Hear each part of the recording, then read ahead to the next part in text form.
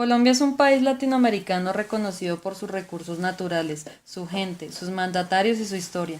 De tendencia centralista y como república democrática, es un país que busca salir de su situación actual de subdesarrollo generando planes creados por el partido político en curso.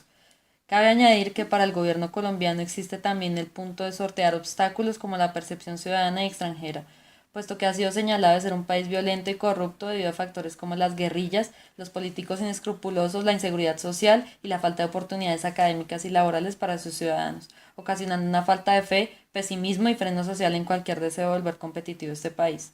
Ante este problema, las preocupaciones se incrementaron ya que durante ese periodo 2002 a 2008 el país mostró un crecimiento económico que se veía afectado por el alza del narcotráfico originado en los 80 y la creación de grupos paramilitares.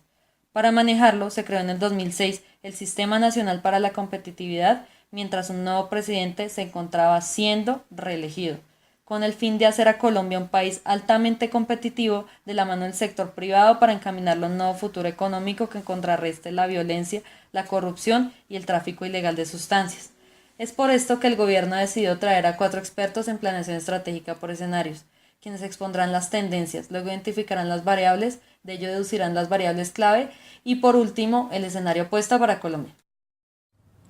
Ahora, doctora Clara López, para introducirnos al estudio, ¿podría contarnos cuáles fueron las tendencias más destacadas en el país de Colombia durante las últimas décadas? Hay dos tendencias económicas relevantes. La primera es la tendencia a realizar cambios gubernamentales extremistas, donde cada uno fija como objetivo de su mandato medidas diferentes para abrir la economía o invertir en infraestructura. La segunda es la tendencia a crear oligopolios para determinados sectores estratégicos gracias a la falta de innovación y capital destinado a la calidad educativa. Esto quiere justificar porque vemos cuando Colombia decide que la mayoría de sus inversiones contengan capital mixto, la economía cae. Algunas de las tendencias sociales tornan en cuanto a la generación de grupos armados, que mientras ciertas zonas del país se encontraban desatendidas, se fueron constituyendo organizaciones como las FARC, el ELN y el M-19. Pero desde el gobierno Uribe se ha logrado tomar un poco las riendas del país y el control ha quedado en gran parte en manos de las autoridades legales, lo cual ha permitido que la mayoría de zonas del país sean atendidas y tomadas en cuenta. Por otro lado, se identificaron las tendencias de violencia y seguridad. A pesar de que la violencia ha disminuido en los últimos años, aún grupos organizados como las BACRIM siguen infundiendo terrorismo a través de secuestros y masacres, además de los grupos de microtráfico en las grandes ciudades del país por medio de robos y homicidios.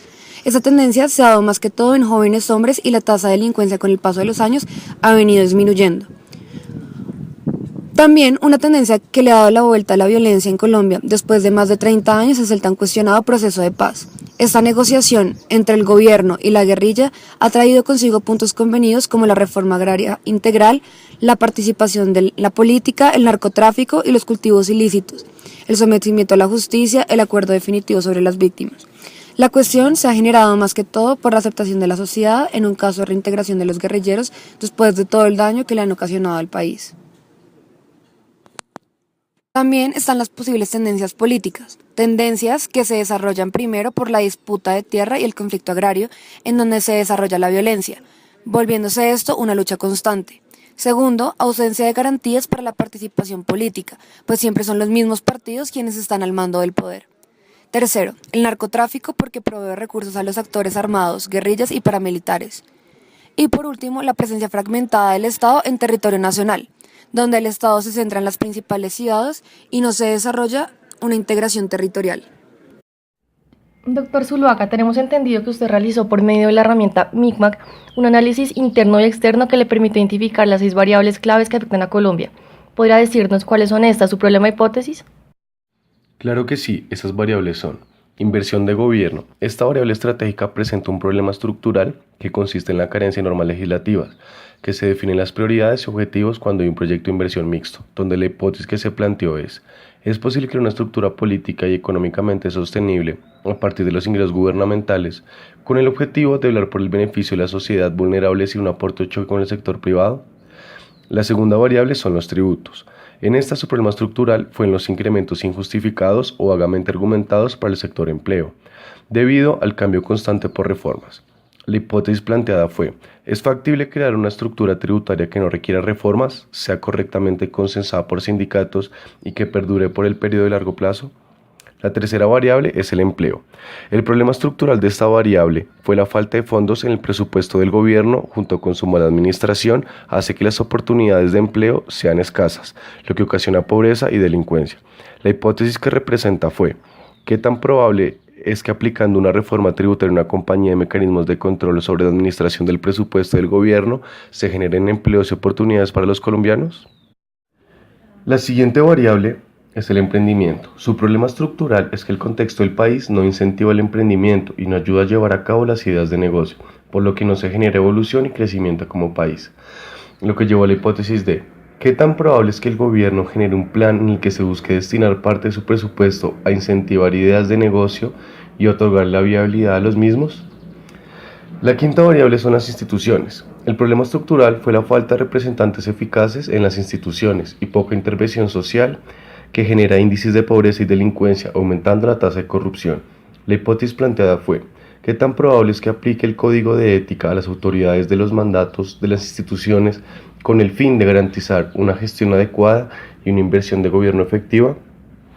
La última variable fue la inversión social. El problema estructural que presenta esta variable es la escasa intervención por parte del gobierno con el pueblo, lo cual genera índices macroeconómicos de empleo en forma negativa en la balanza de pagos, asfixiando el empleo y la educación. La hipótesis que se representa fue: ¿qué tan probable es que el gobierno aplique una reforma de participación social con el fin de contribuir a la educación y al empleo y reducir los índices de pobreza?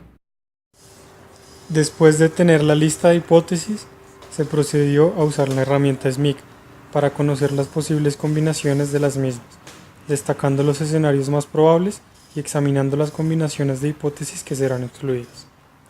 Ahora, la doctora Marta Lucía nos contará cuál fue el escenario apuesta que se obtuvo de este análisis. El escenario apuesta lo hemos llamado país utópico. Inicialmente describimos este escenario como un país en el que se le da una excelente administración a los impuestos, basándonos en dos características. La primera, tendríamos una estructura tributaria caracterizada por ser sostenible en el tiempo y no necesitar modificaciones tan frecuentemente. Y la segunda, tendríamos una estructura política limpia y transparente, en la que los sindicatos participan activamente. Partiendo de la buena consolidación política y tributaria, se tendrá un presupuesto mayor para generar oportunidades de empleo e incentivar el emprendimiento, apoyando la viabilidad de nuevas ideas de negocio. Además, las instituciones se caracterizan por ser organizaciones más transparentes y dirigidas por gerentes con código de ética y moral fuerte.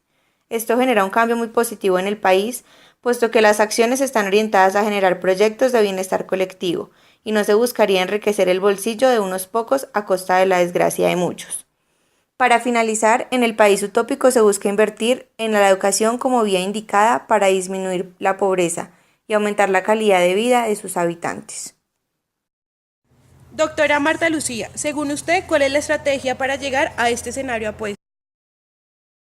La estrategia que nosotros como consultores proponemos es hacer que el Sistema Nacional de Competitividad, Ciencia, Tecnología e Innovación sean una entidad independiente de la estructura gubernamental, otorgándole atribuciones de control sobre el manejo del presupuesto y el plan de gobierno que llevan el Ministerio de Defensa, de Interior, de Desarrollo Económico y de Medio Ambiente. De esta forma, le haremos frente a la corrupción, el paramilitarismo y el narcotráfico del país.